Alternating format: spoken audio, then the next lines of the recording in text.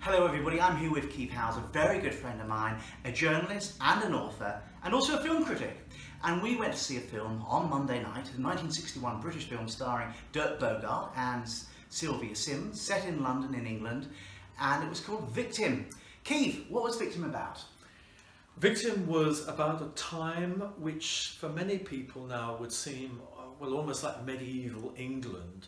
It was a time when male homosexual men were illegal.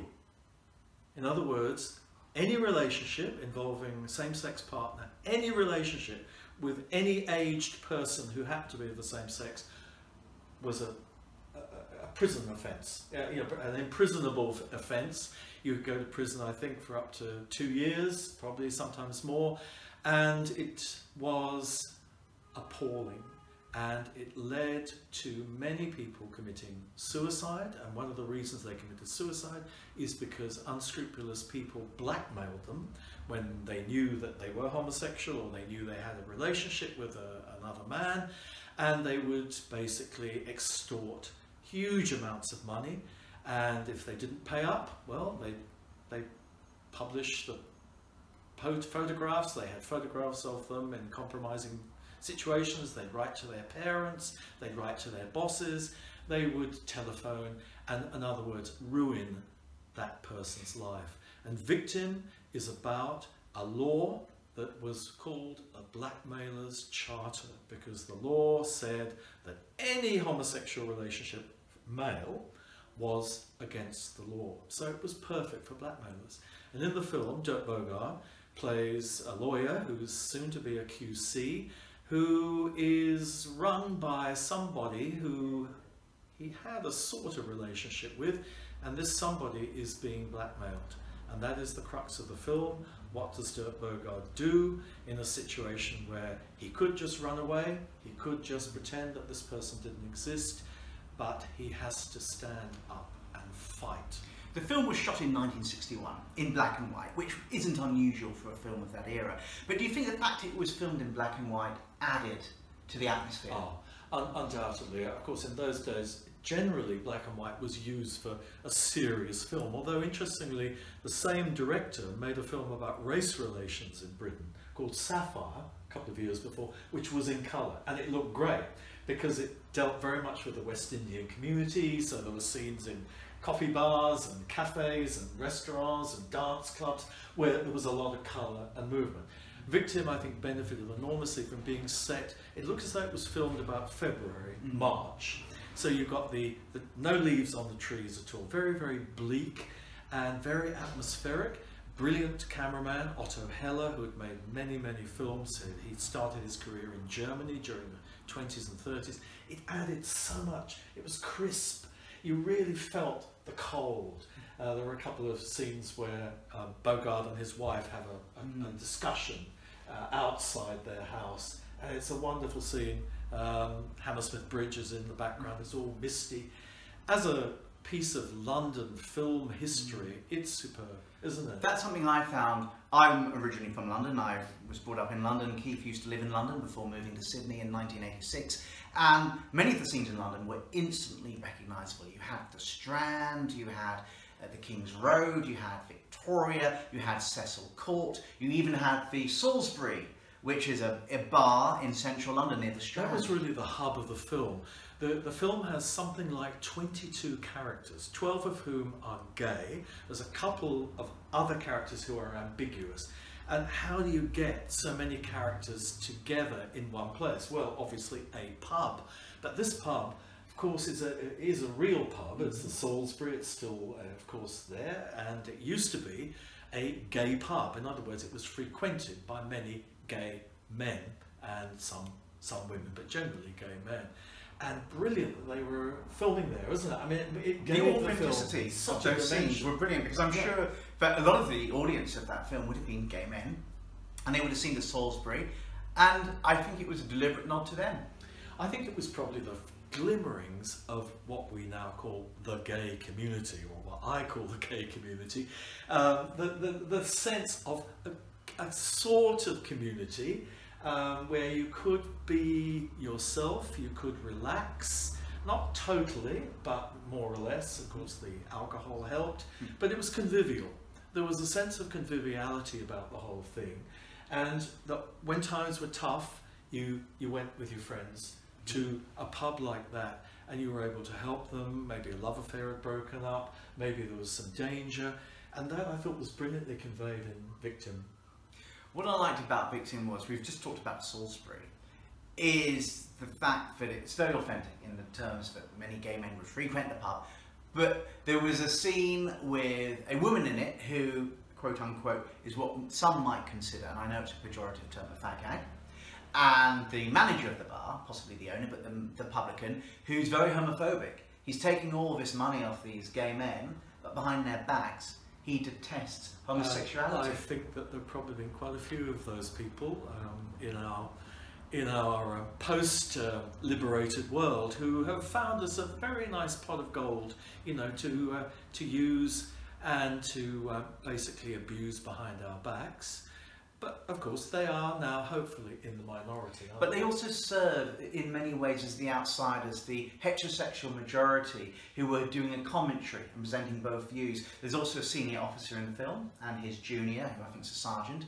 And the senior officer says the law should change, we should decriminalise homosexuality. And his junior says, no, we shouldn't, and they present both arguments. So, like the publican and his friend, and the senior officer and the sergeant, I think it was the sergeant, they are presenting the views of almost the commentary from the heterosexual majority looking in, whereas the other characters, apart from perhaps the wife of the main character played by Dirk Bogarde, are gay themselves, many of them.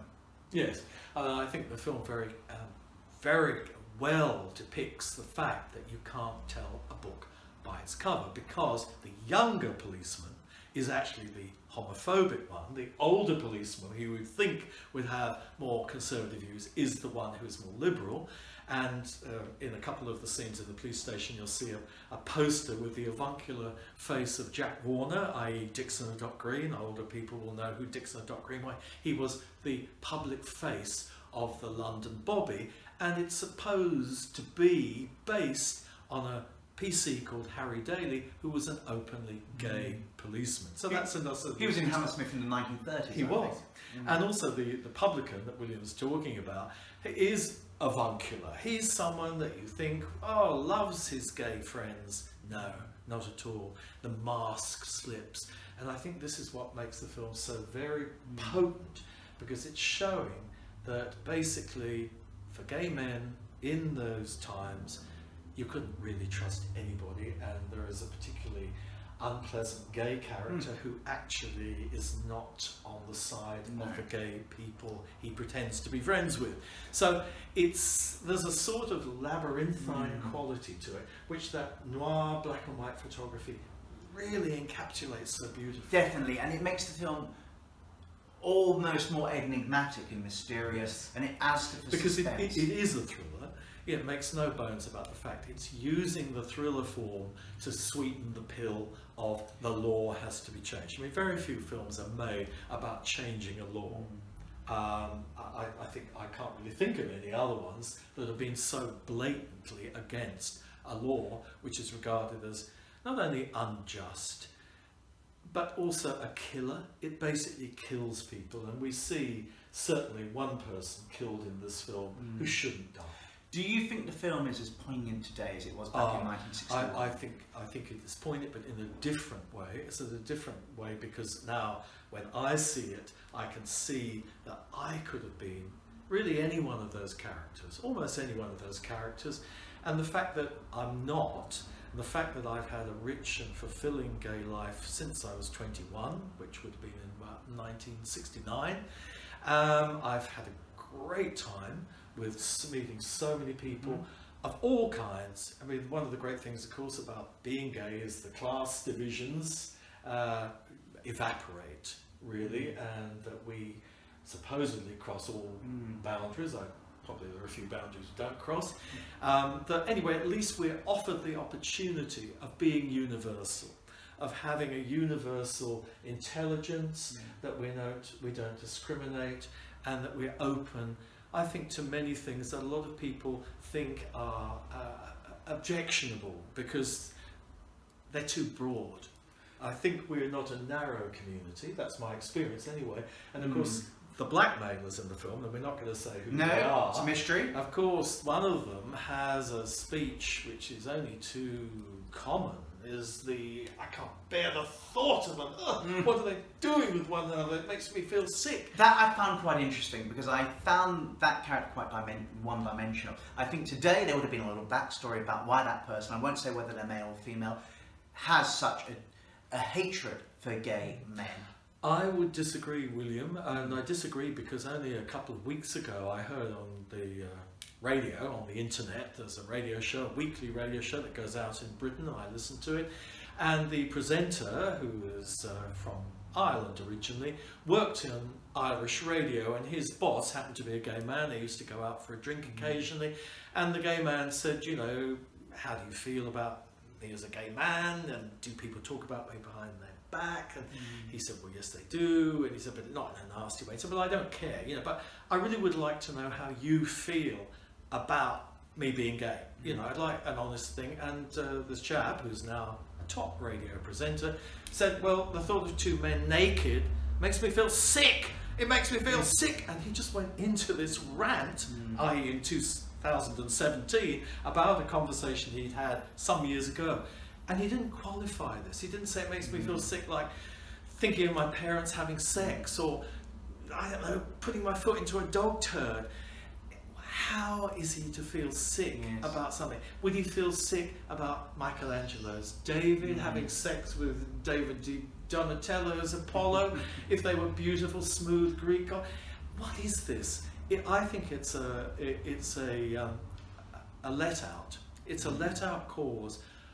And it's not accepting the fullness and wholeness of the human experience. I think what I'm getting at is that in a film today, we might have found out why they felt as they did. Well, there is a caveat on that, is there was a book that was published at the same time the film came out, which was late 1961, called Victim, and it was written by a very good writer called Arthur Calder Marshall, but under the name William Drummond. And there are more backstories. I think he may have had an earlier script. There were some censorship problems. I think about 10 minutes was cut from the film. And certainly one of the blackmailers is given a reason why this person has these horrible feelings. And also, and I think even more importantly, it shows that the Dirk Bogarde character married the Sylvia Syms character because he had been in love with her brother, and he thought by marrying her it would be a way of dealing with his thoughts, which is a very different thing to how it's put in the film. You don't get that in the film. You don't get that in the film, and I think it's a shame you don't. So yeah, I agree. It is a thriller. There have to be villains, and you have to go horrible. And they are horrible. Now, the closest we have to a hero in the film is probably the Dirk Bogarde character. How much of a hero do you think he really is? I don't see him as a total hero. I think he's a bit of a shit, really. I think he's very into his lifestyle, and I think it's very interesting that when he has to face the fact that he will stand against the blackmailers, and he does tell his wife that yes, he still has these feelings, even though he kind of told her he wouldn't be acting on them when they were married, and indeed he hasn't acted on them. He actually says, you must go. In other words, she must leave. Now, I can understand that because he is a lawyer. He would need a large house, but she's the one that has to go. Of course, he shuns Boy Barrett, the character, the crucial second character, who I actually think is the hero of the film. He shuns him. Boy Barrett rings him a number of times. He either is very rude, impatient with him, or he doesn't answer the phone. And that, of course, is, as somebody said, it's Caliban seeing his own face in the mirror. In other words, he doesn't like what Boy Barrett symbolises, which is homosexual love, lust. And also, the interesting thing is, his wife, played by Sylvia Syms, that's the Dirk Bogarde character's wife, she's of a similar class. Whereas Barrett, from what we gather from the film, is from probably a working class background. She's a judge's daughter, isn't she? And her brother is also a lawyer. He's very interesting because he comes across as a very sympathetic character until, of course, he finds out that his brother-in-law is possibly homosexual, and then he says, look, I don't want Ronnie, i.e. my son, to see him again. And there's a short pause, and you think he's going to say, because I don't want him being molested, but he in fact says, because he looks up to him, i.e. the Dirk Bogarde character, and sees him as someone to admire and emulate. I'm sure many gay men and women have experienced a similar horrible moment where they suddenly realise that someone they trusted, loved, believed in, doesn't want them to be with their children. I found it the crossing of classes interesting, because the Barrett character is working class, Dirk Bogarde's character is clearly upper middle class, maybe upper class even, and they're mixing, and there's a certain amount of shame. I remember interviewing Anthony Gray's partner of 50 years, who Anthony Gray was a major he was a hero, wasn't human rights activist, LGBT, queer, gay activist in the UK in the liberation movement in the 50s and 60s. And his partner was telling me one of the problems he reckons that people have had with gay men and women, but mainly gay men, was the fact that it cuts across classes. You'll have somebody from a nobility background, from the aristocracy, having a one-night stand or even an affair with an airman or a corporate in the army or something. And it cuts across classes. And living together, because there certainly are many examples of people from, you know, who are not professional people, they're unskilled, and they're living with someone very much from the law or the medical profession, business, etc., and have had very successful relationships. Also on the film, moving slightly forward, there's no scenes of kissing. No. The closest we get is a couple, an older man and a slightly younger lover. We believe they're lovers. One of the men is blind, but they always walk arm in arm. We're not quite sure how blind the older man actually is, because he seems to be very aware of what's going on. He seems to see a lot, but they do walk the streets arm in arm.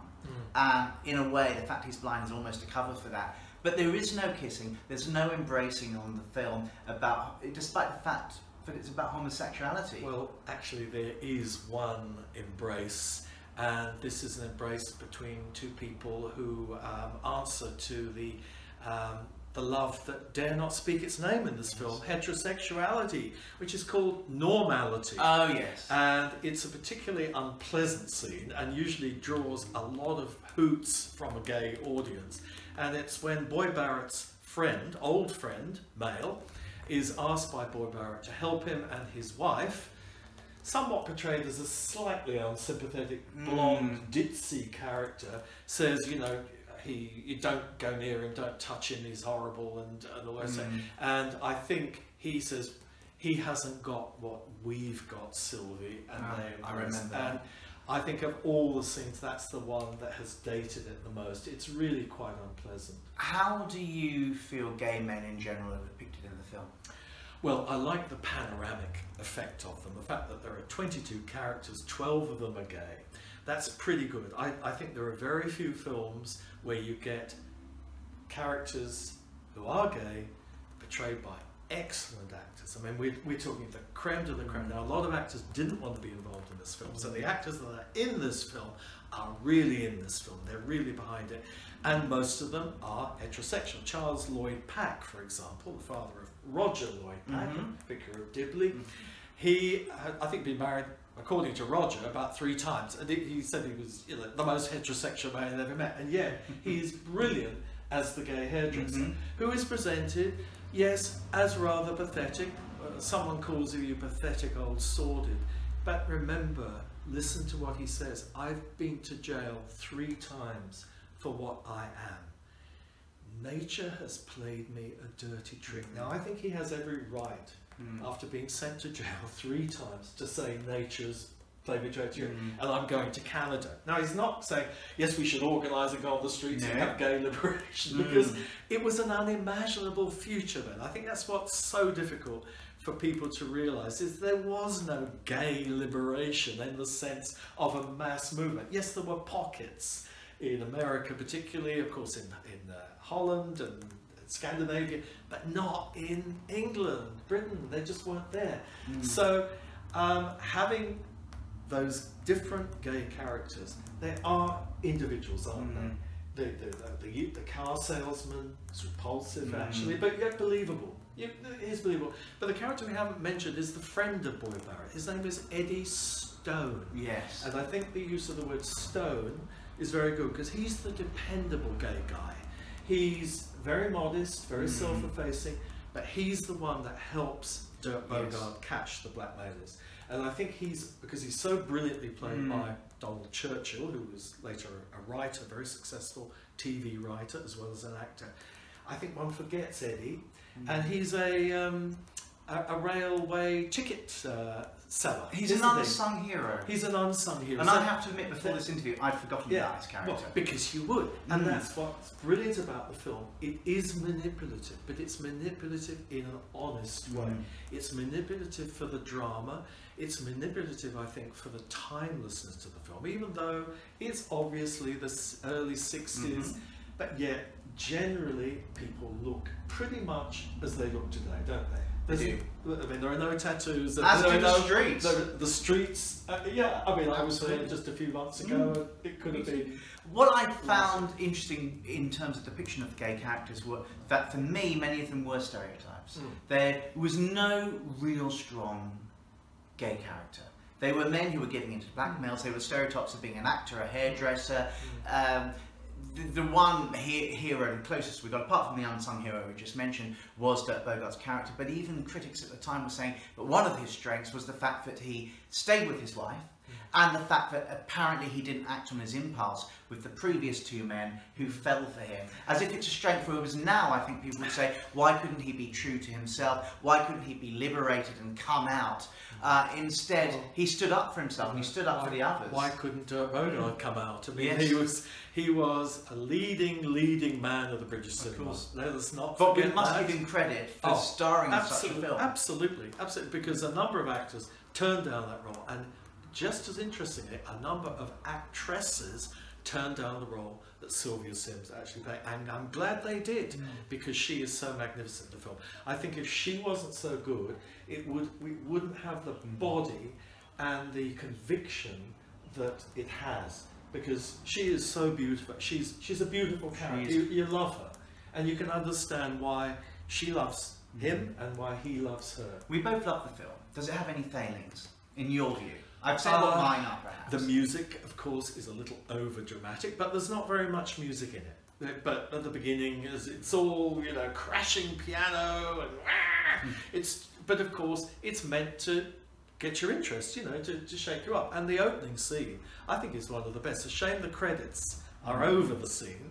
It takes place in a rather unusual setting. A building site. Now, you don't expect a film on such a subject matter to take place. Which, of course, is why they did it. Because the first 20 minutes, there's no mention of the subject. You wouldn't know it's about homosexuality, because Dirk comes over as very straight, he's married, the wife's picture's on his desk. You don't think anything. Boy Barrett looks like a straight boy. For me, one of the surprising things was to see a black and white film where the term homosexual and homosexuality are mentioned, and the term queer, because although the term queer has been reclaimed by a lot in the LGBT community, gay community, whatever, back then it was simply an insulting term for gay people, and we see some graffiti with the term queer. Which is used brilliantly as a dramatic device, isn't it? It's quite shocking. It's still quite shocking. It's powerful. It's very, very powerful. Do you think a film like that could be remade today? You know, we live in an age of remakes.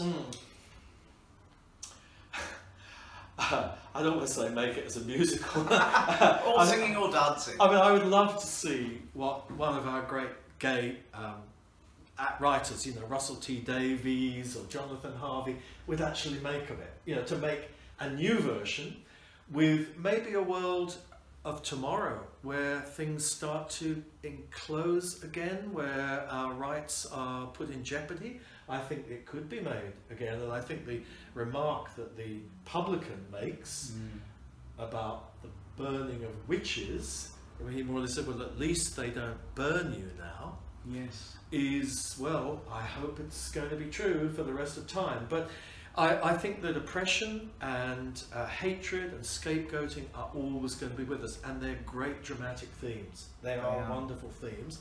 And someone in power the lawyer thinks he's got everything. He's got a beautiful home, he's got a beautiful wife, everything is perfect. Then a telephone call comes, and it could happen to any one of us, because we are not totally secure. A friend of mine once said, the greatest security is the greatest insecurity. You can't really have one without the other. Everything is a balance, and I think that this film is leading to a world where there are laws, we are still constrained by laws, but we're equal. Our relationships are now seen as just as good as you. G-A-Y, gay, good as you. I think it's crucial that everyone, particularly younger people, see this film so they realise just how far we've come, but also that some of the subjects and issues portrayed in the film are still just as relevant today. And relationships are relationships, aren't they? And I think that the central relation in the film, which is odd really because it's supposed to be a gay film, it isn't really a gay film of course, is actually the heterosexual relationship, but of course, is there any sex? We don't know. We don't know at all. There's a question mark over there. There are no children. Now that doesn't mean anything. No. She is working with, quote, difficult children, unquote. Why is she doing that? She seems to be looking for something. She's not actually working as such, but she's doing voluntary work. Again, totally within the historical context. Women didn't go out to work. Women of that class, she certainly wouldn't have gone to work in a factory or a pub, would she? Somebody of her distinction. And then, of course, there's the other love affair, the love affair between Boy Barrett and Dirk Bogarde. Now, Dirk Bogarde, of course, is pushing Boy Barrett away, which may make Boy Barrett all the more attracted.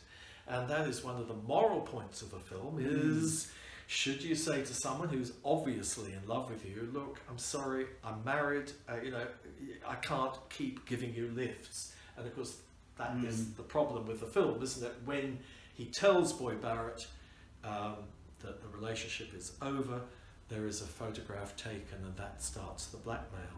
The film is moral, and I'll tell you why it's moral. Because it's about something extremely immoral.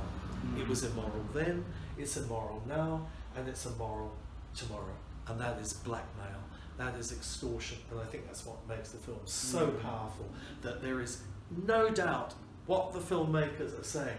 This situation is brought on by a bad, unjust law. Yes. Change the law and you get rid of the evil. Essentially, the film is a call to action, and it's saying bring in decriminalisation regarding homosexuality, which 6 years later there was partial decriminalisation in England and Wales. So it really is. I think it's worth saying the film was relatively successful. It was an X certificate film, which meant that people under the age of 16 couldn't go. So I couldn't go and see it because I was about 12. But my sister told me all about it in great detail. Wonderful. When did you first see it? I first saw it in 1966 on television. It was shown on a Saturday night, prime time. That would have been seen by millions of people. It wasn't shown across the country. It was initially shown in the London area and then shown up. But 1966, and then the next year, 1967, what happened? Decriminalisation. I feel that that television showing was crucial. When you first saw that film, what did you think? Well, of course, I knew a lot about it because my sister had told me the story. My sister she still is 14 years older than me. She's a wonderful person. She is totally non-judgmental, and I think I owe her my successful gay childhood, at least within the family, to my sister. Totally non-judgmental. So she just told me the story of the film. She didn't make any judgments at all. So when I saw the film, I was, whatever I was, 20 or something like that, and I was a fearful potential gay man, and that was all I was. I was fearful. I was fearful of the criminality. I didn't want to be a criminal. Did the film give you hope, or did it give you more fear? I think I looked at the film, I didn't really know enough about the parliamentary process that was going on. It wasn't really that well publicised, although there was some stuff on television. I knew there was something going on, but it had failed in 1964, so I didn't really think it was going to change. And of course I was coming up to 21, not that that made any difference then, because there was no legal age of consent for gay male relationships.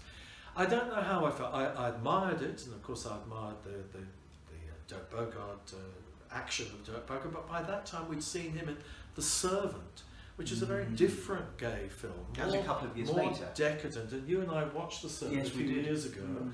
I think his performance in that is brilliant. I think that is one of his greatest performances. And then, interestingly, he plays a character called Barrett. In The Victim, of course, his potential lover is Barrett, and he's a manservant called Barrett from a lower class. So he reverses. That really does cut classes. And you've got James Fox playing what in Victim would have been the Dirk Bogarde character. And that is a brilliant piece of work, but it's more melodrama.